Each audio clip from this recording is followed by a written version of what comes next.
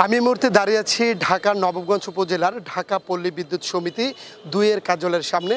এখানে গত কয়েকদিন ধরে কিন্তু ঢাকা পল্লী বিদ্যুৎ সমিতির যে কর্মকর্তা এবং কর্মচারী তারা কিন্তু এখানে বিভিন্ন দুটি দাবিতে তারা আন্দোলন করছে।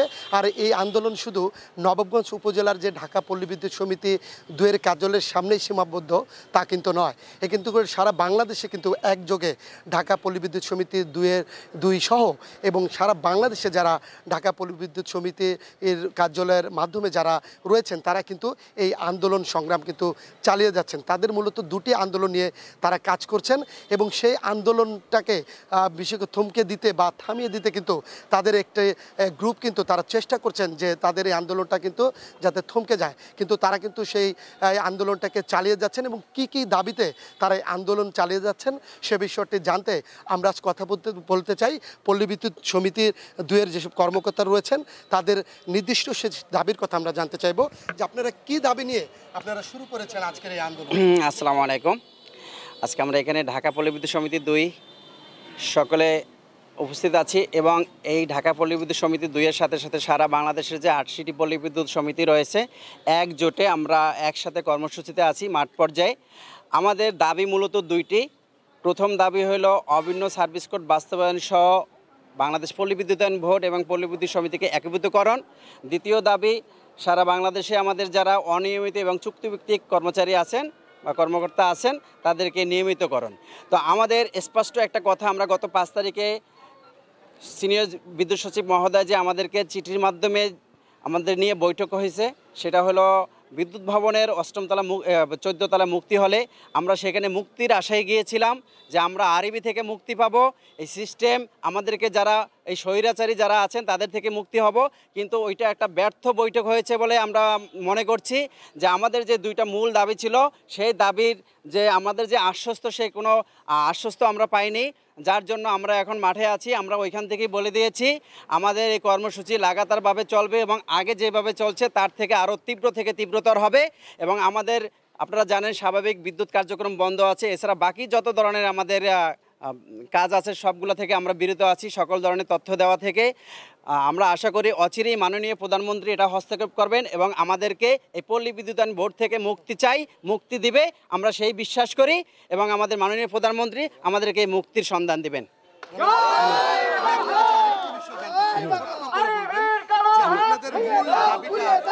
আমি Mohammad Billal Hossain, media cum messenger, চুক্তিভিত্তিক। আমি বলতে চাই আজকে আপনাদের মাধ্যমে সারা বাংলাদেশে যে আমাদের যে দাবি আসছে 2টা দাবি আমরা মূলত, একটা হলো অভিন্ন সার্ভিস কোড, একটা হলো চুক্তিভিত্তিক যারা সমিতিতে কর্মরত আছেন তাদেরকে নিয়মিতকরণ। আমাদের মূল 2টা দাবি এ নিয়ে আমরা বিগত 5 তারিখে আমাদের বিদ্যুৎ ভবনে মুক্তি হলে মিটিং করা হয়েছিল। মনে করছিলাম যে আমরা এ থেকে মুক্তি পাবো, কিন্তু সেখানে গিয়ে আমরা হতাশ হয়ে ফিরে আসছি এবং তারা আমাদের সেই দাবি দাবাগুলোকে মেনে নেয়নি, বরঞ্চ সেখানে আমাদের সাথে একটা তামাশার মতন হয়েছে এবং নাটকবাজের মতো হয়েছে। সুতরাং আমি আপনাদের মাধ্যমে সারা বাংলাদেশে জানিয়ে দিতে চাই ৮০টি পল্লী বিদ্যুতের দ্বারপ্রান্তে তথা বাংলাদেশের যিনি প্রধানমন্ত্রী জননেত্রী শেখ হাসিনার দৃষ্টিগোচরে বলতে চাই যে আপনি দেখেন আপনি বিদ্যুৎ সেক্টরের প্রধান, সুতরাং প্রধান হিসাবে আপনার এটা নৈতিক দায়িত্ব। বোধ থেকে আপনি দেখবেন যে পল্লী বিদ্যুৎ সারা বাংলাদেশে প্রায় ১২ কোটি মানুষকে বিদ্যুৎ দিয়ে থাকে এবং বিভিন্ন সেক্টরে যারা আমরা কর্মরত আছি তাদের 2টা দাবি অনতিবিলম্বে আপনি সরকারের পক্ষ থেকে মেনে নিন, এই আশা ব্যক্ত করে সবাইকে ধন্যবাদ জানিয়ে শেষ করছি। জয় বাংলা। জানতে চাই যে এই আপনারা তো সম্মিলিতভাবে এই সবাই আজকে রয়েছেন, সেখানে তো সাধারণ মানুষের কিছু ভোগান্তিও থাকতে পারে, কিন্তু আপনাদের দাবির মধ্য দিয়ে সেই ভোগান্তি দূর হবে বা আপনাদের যে চাওয়া প্রত্যাশা ঠিক থাকবে এই বিষয়টা বলবেন। আসসালামু আলাইকুম। আমি মোসাম্মদ মুসলিমা খাতুন বলছি, ঢাকা পল্লী বিদ্যুৎ সমিতি 2 থেকে।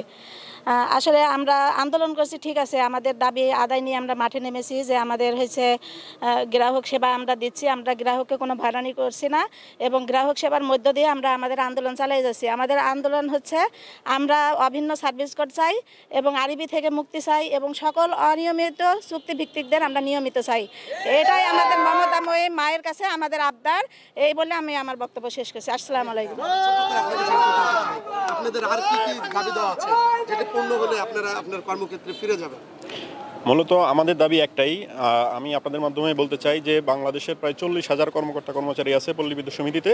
এই সকল কর্মকর্তা কর্মচারী দিনে 24 ঘন্টা, সপ্তাহে 7 দিন এবং মাসে বছরে একবার 365 দিন আমরা আপনাদের সেবায় নিয়োজিত আছি। কিন্তু আজকে আমরা শুধুমাত্র বিদ্যুৎ ব্যবস্থাকে বিশেষ বিদ্যুৎ প্রক্রিয়ায় সচল রেখে আমরা আজকে মাঠে নেমেছি। কী কারণে? যে আমরা আমাদের যে নিয়ন্ত্রণকারী সংস্থা রয়েছে বাংলাদেশ পল্লী বিদ্যুতায়ন বোর্ড, তাদের বঞ্চনা, শোষণ এবং অত্যাচারের কারণে আমরা আমাদের স্বাভাবিক কাজকর্মে ফিরে যেতে চাই এবং স্বাভাবিকভাবে গ্রাহকদেরকে সেবা দিতে চাই।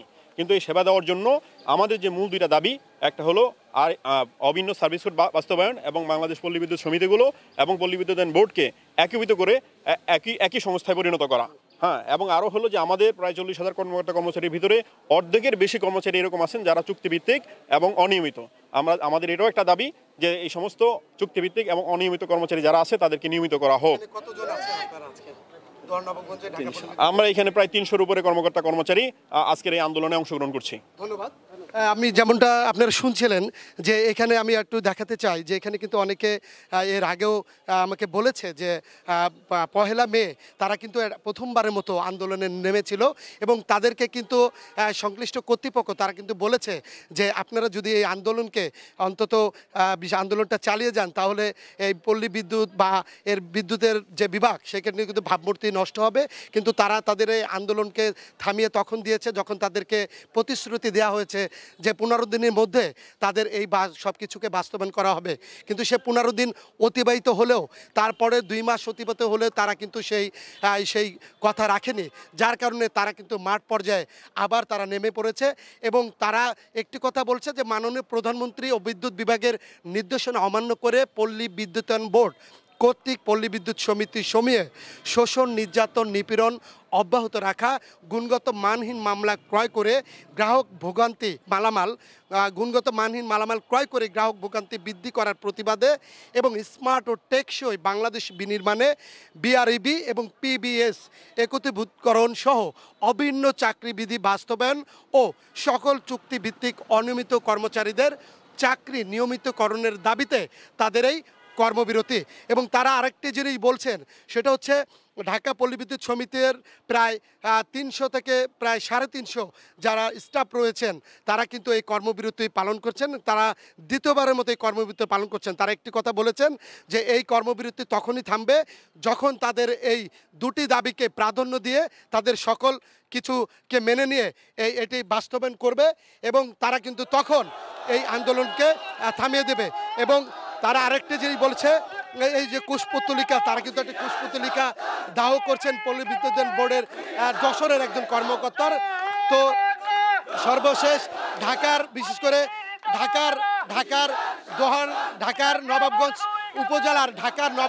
উপজেলার পানালিয়া ঢাকা পল্লী বিদ্যুৎ সমিতির 2 যে কার্যালয়ের সামনে থেকে আমার কাছ থেকে এই ছিল সর্বশেষ।